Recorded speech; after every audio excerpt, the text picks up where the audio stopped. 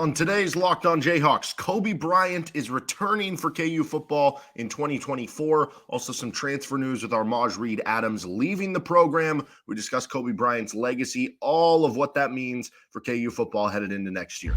You are Locked On Jayhawks, your daily podcast on the Kansas Jayhawks, part of the Locked On Podcast Network, your team every day.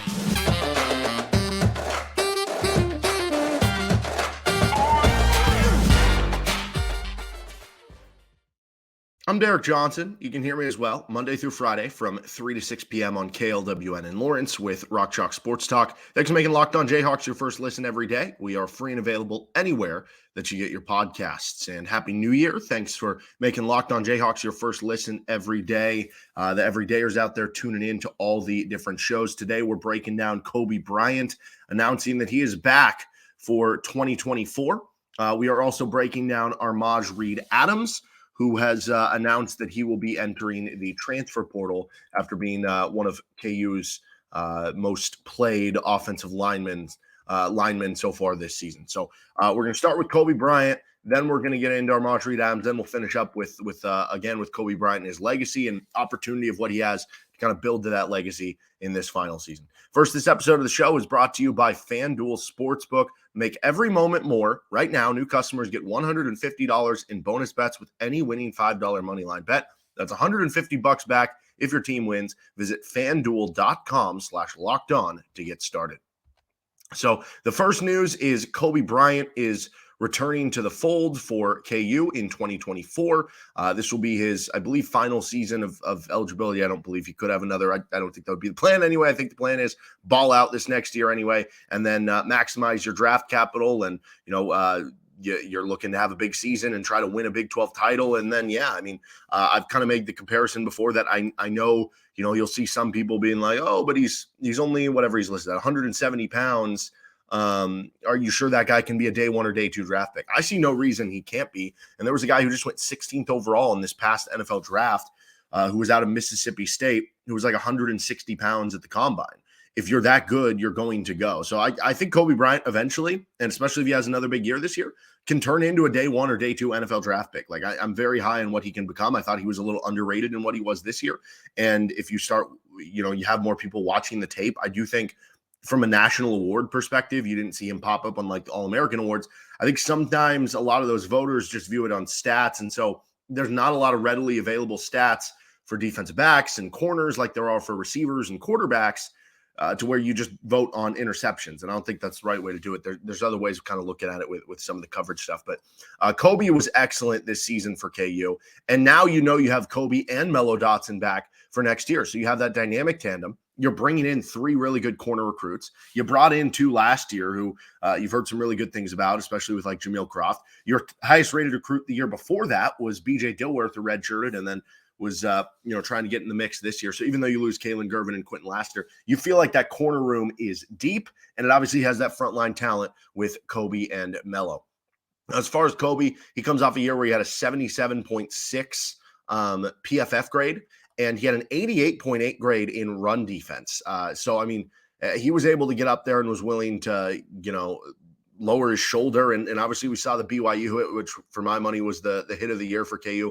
He also had a 74.5 coverage grade. That was much higher actually before the bowl game, where it dinged him a bit for the good UNLV receiver having a couple catches on him, including the touchdown. But funny enough, when you're going by like the target numbers against, he didn't get credit for the interception being a target against him, which actually would have helped the numbers a little bit because he kind of came off the ball and got the interception there. He was only targeted 37 times this year. So like teams, that in itself shows how good of a corner you are. When you're playing as many snaps, like every snap that Cobee Bryant is playing, and you're only targeted 37 times, it shows the other coaches and the people watching tape and preparing for the game are like, we got to avoid this guy because he is a problem for us. He had a 74.8 NFL quarterback rating against this year.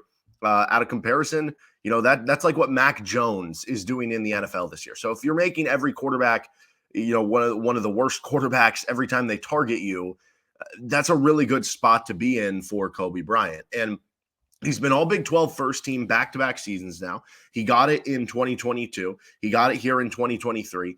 The expectations are again to kind of do that again and to be on the list of maybe even All-American lists and, to boost up the draft stock. And obviously this is big for the KU defense. It's big for the KU secondary. It's big for the KU corner room. You look at the secondary now with Mello Dotson and Cobee Bryant returning into the fold for KU, and you feel like you have those two starters at corner. You figured out. Now you just have to kind of figure out, okay, who's going to be the third corner? Who's going to play that Kalen Gervin role? Who's going to play the Quentin Lassiter role? I think you'd think Demarius McGee, your former transfer from LSU, who's a former 4-star recruit.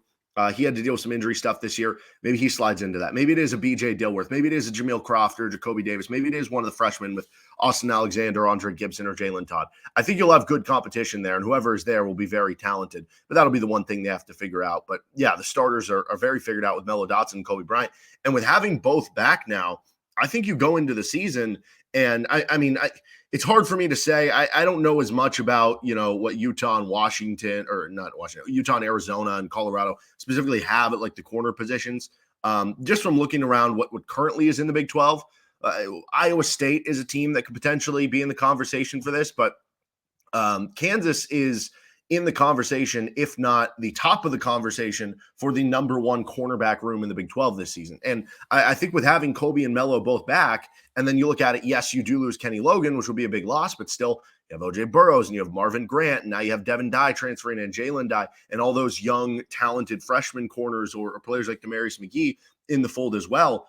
This is one of the better secondaries in the entire country for 2024. And that is a great place to start for a defense. And, if you're Brian Borland and Jordan Peterson, the co-defensive coordinator, this has got to be awesome when you're calling plays, when you can trust that back end, that you can send extra pressure, that you can send extra blitzes because you trust those back guys to take care of business at the end. Think about the experience at the back end.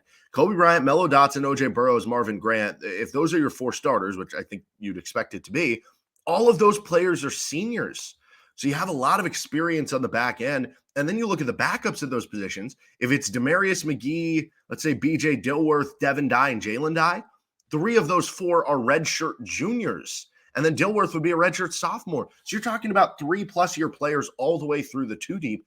That is very, very impressive. And this just makes that defense a lot easier. You go into the season where now you're losing Austin Booker. How much star talent you going to have back on the defense? Well, you have the star talent back in the secondary. And when you look at losing Austin Booker, okay, that loses a pass rush. We need to find a way to do better against the pass, right? Or you need to find a way to mitigate his loss, I guess is what I'm trying to say. Well, one way to possibly do that is have good coverage corners that can give you more time for the pass rush to get there, that can allow you, like I said, more trust that you can send blitzes because you trust that back end to be able to kind of hold their own. So this is a huge, addition, pickup, retainment, whatever you want to call it, for KU football headed into next year, because Cobee is, you go into the season and say, yeah, he's your best defender, right? Like to have your best player back on the side of the ball, that is a huge boon. And it's not just having a really good player. It's having a player who has all Big 12 first team, having a player who has All-American, having a player who has NFL draft potential, right? That can be the game changer. And when you look at KU's defense, they improved so much from where they were a year ago. So they go from giving up 42 points per game in 2021 to then 35 points per game in 2022. Then this year, they jump up 9 points to about 26 points per game. And that was kind of middle of the pack in the country. They rank in like the 60s in the country. So basically, according to college football, like you're kind of average there, right? But based on where you were the 2 previous years, that is a huge jump.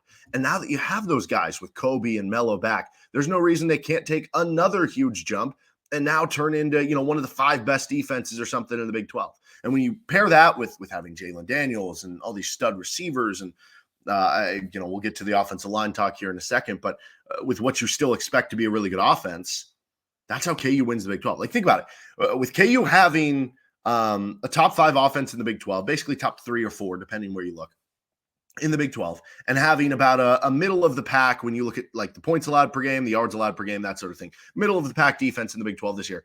They won 9 games, and they very easily could have won, 10, 11 games with the Kansas State game, the Texas Tech game, even the Oklahoma State game. So now if the defense is becoming top 5 in the Big 12 and the offense can stay top 3, I mean, you can absolutely win the Big 12. And this is one of those moves that you're going to look back on in a year. And if Kansas does accomplish that, you're going to be like, yeah, it started, right here with this decision and with the Melo Dotson decision and with all these sorts of things. So big deal. We'll get more into what this means for Cobee Bryant's legacy and some career achievements that he has an opportunity to accomplish this final season. But coming up next, KU did lose someone over the past 24 hours too. Armaj Reed-Adams transferring out of the program. We'll get to that coming up here in Locked On Jayhawks. First, this episode of Locked On Jayhawks is brought to you by FanDuel Sportsbook. And the NFL regular season is about to come to a close here, but that doesn't mean you still can't get on the action on FanDuel Sportsbook. Right now, you can get $150 in bonus bets guaranteed when you place a $5 bet. That's $150 in bonus bets, win or lose. The app is so easy to use. There's so many different ways to bet, like live game or live same game parlays. You can find bets in the new Explore tab. Make a parlay in the Parlay Hub, the best way to find popular parlays, and more. They have boosts, they have promos that are going at you. We're about to be in NFL playoff season. We're still going on in college football bowl season. We're about to be in the March Madness season coming up here shortly and want to start nailing down college basketball. So visit FanDuel.com/lockedon and make your first bet a layup. FanDuel, official partner of the NFL. The next bit of news is Armaj Reed-Adams is transferring out of the program for KU football, one of KU's offensive linemen. They really rotated. It was like 6 guys basically rotated for 5 spots for KU throughout the season. When you look at Dominic Pooney playing left tackle for you, it was Michael Ford playing a little bit all over, but mostly at the left and right guard positions. Ford snapped 354 at left guard, 397 at right guard, 9 at center, and 2 at right tackle. So Michael Ford was just everywhere for you, but mostly as a guard. Then you look at Kobe Baines. He snapped 437 times as the right guard, so he played a lot. Bryce Cabledew was at 670 at right tackle, 11 at left tackle. And then you had obviously Mike Nowitzki playing his snaps, 816 at center. He played 1 snap at left tackle. That was the play, I believe, that Dominic Pooney played center on, like the tush-push play. And then Armaj Reed-Adams played 456 snaps at left guard, 2 at right guard, and 138 at right tackle. So when you just look at the amount of snaps that he got for the offensive lineman, 1 was Nowitzki, 2 was Ford, 3 was Pooney, 4 was Cabledew, and 5 was Reed-Adams. So Baines played less than Reed-Adams, but it was close enough together that I think you do feel okay that, Baines can take over what he is. Obviously, you never want to lose offensive linemen and offensive line depth, and this one does hurt. When you look at the run block grades this year for KU, among players who had at least 100 snaps for their offensive linemen, Pooney was the top run blocker at 71.7 for KU. Michael Ford was second at 69.9. Bryce Cabledew was third at 67.9. Let's see. Spencer Lavelle, who played limited snaps, was 66.4 for what it's worth. And then Armaj Reed-Adams was 64.6. So among the starting offensive linemen, he was 4th in run blocking. Pass blocking grade, Dominic Pooney was a 91. Michael Ford was an 84.8. Kobe Baines was a 77. Nolan Gorchika, again, limited snaps, 74.5.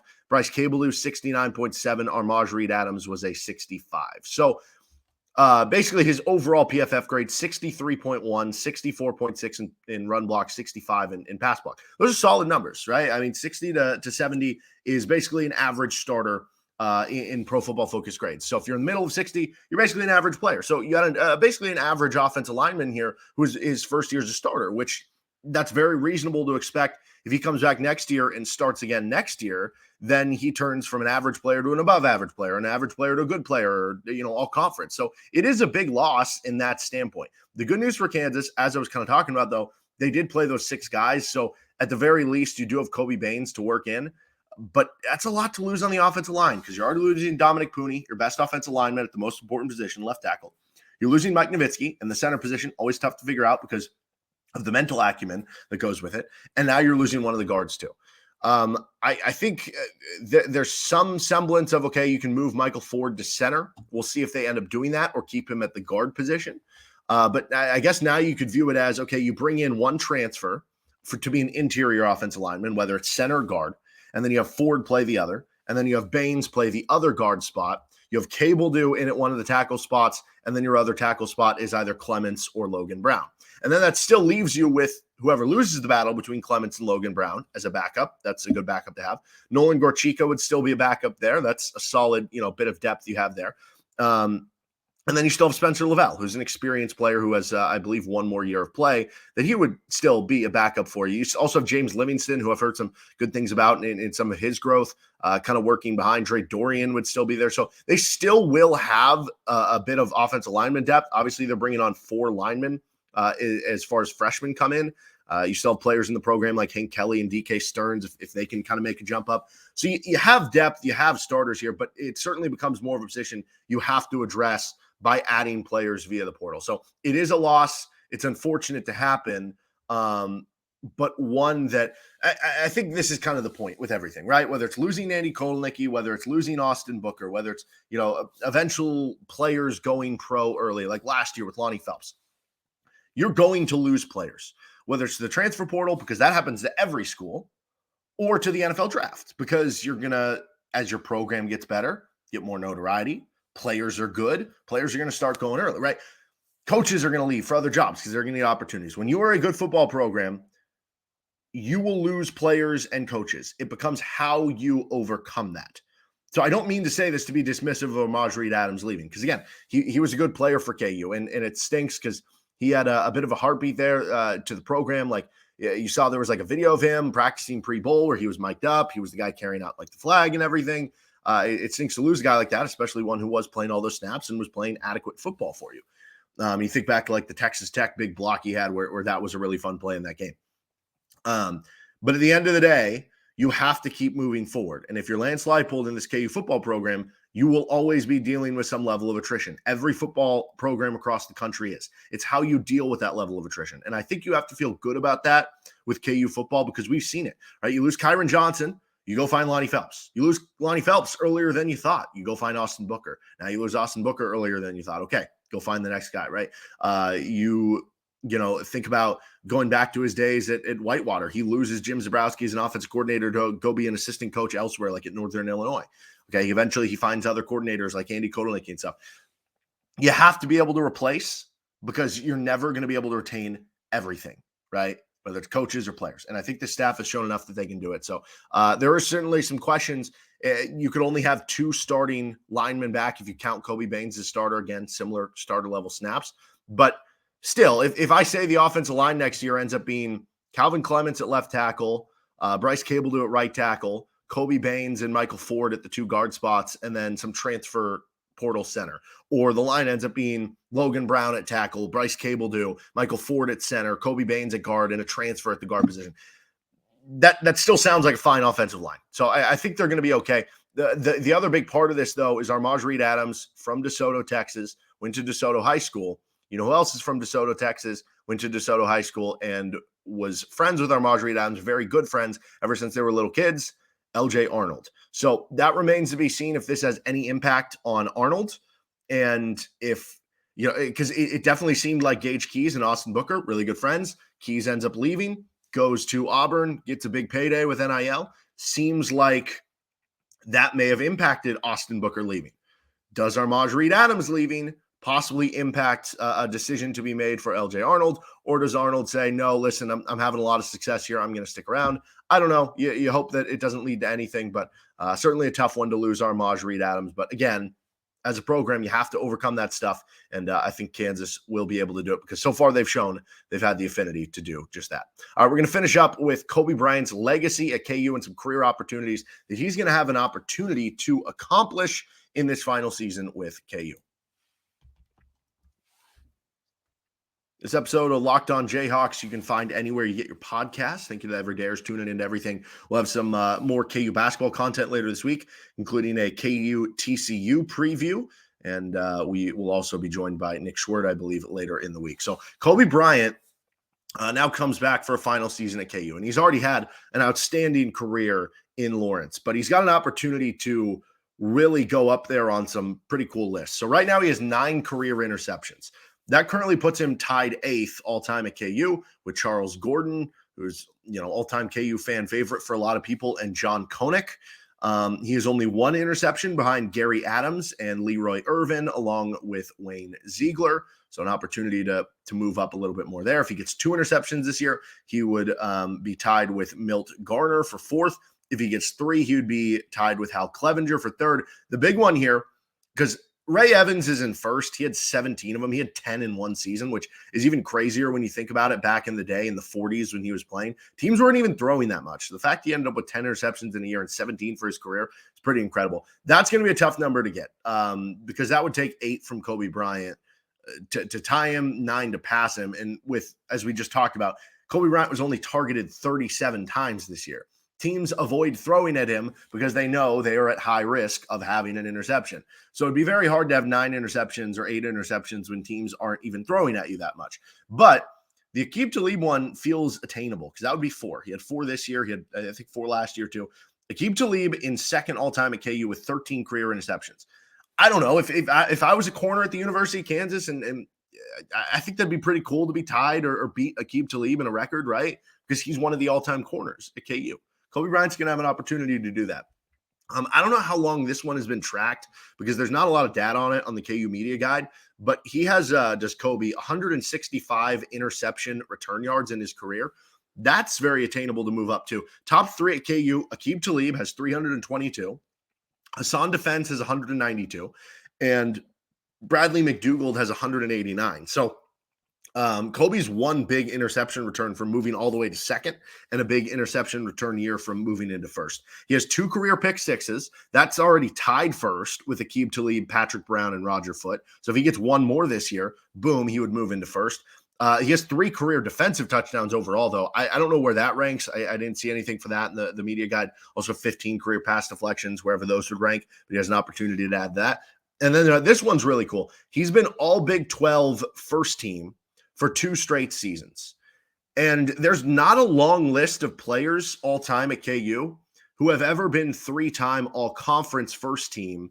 And obviously KU's been in different conferences. So this is the list. Dutch Lawnberg was all Missouri Valley 3 times, 1917, 1919, 1920. Ray Evans was 3-time all Big 6, 1942, 46, 47. He's in the Ring of Honor as well. John Hadel was 3-time all Big 8 in 59, 60, 61. He's in the Ring of Honor. Curtis McClinton, 3-time all Big 8, 1959, 1960, 1961. Ring of Honor. Gail Sayers in the Ring of Honor. 3-time all Big 8, 1962, 63, 64. Kurt Knopf was 3-time all Big 8, 73, 74, 75. Bucky Scribner, 3-time all Big 8, 1980, 81, 82. Willie Plus, 3-time all Big 8, one of KU's best defenders ever at linebacker, 1983, 84, 85. And then Dan Eichelhoff, the kicker, 3-time all Big 8 in 1990, 91, and 92. That is a list of just 9 guys all time at Kansas, 2 of which were specialists in Eichelhoff and Bucky Scribner. So basically 7 offensive/defensive players all time at KU have been 3-time first team all conference. And what's crazy about Cobee having the opportunity to do this, it's so much harder to do this now than it was a while ago, right? Think about it. If you're in the conference when it's the Big 6, or if you're in the conference when it's the Big 8, how many teams are there in the conference? There's 6. There's 8 teams, right? Now in the Big 12, this year there were 14. Last year there were 12. This next year there's going to be, 15, 16 teams. So to be first team all conference now, there are so many more candidates and teams and players who could make that list, which makes making the first team even harder. And think about it. It's been 31 years since a KU player's even done it 3 straight times. He's got an opportunity to join that list and something we might never see again. Like, honestly, if Cobee Bryant is first team all Big 12 this next year, and that makes him the 10th player ever at KU to make it 3 times, and the 8th offensive and defense player to do it. Think about it. We might not ever see it again for a couple of reasons. One, players transfer a lot now. Players enter the draft early now. You have a lot of guys who come in and maybe redshirt in year 1. The expanded conferences and how many teams and how much competition there is. It's going to be really hard to ever see that again. So enjoy it while you can, because who knows? Next time we see a guy who has the capability of doing this. But beyond that, he's also going to have a great chance to be an All-American for KU next season. And that's a short list of KU players who have ever been able to do that. So really cool opportunity in front for Cobee Bryant, and excited to get to watch him one more year in a KU uniform. That'll do it for this episode of Locked On Jayhawks. You can find our show anywhere you get your podcast. You can like and subscribe on our YouTube page. Also, we'll see you next time. Happy New Year with LOJ.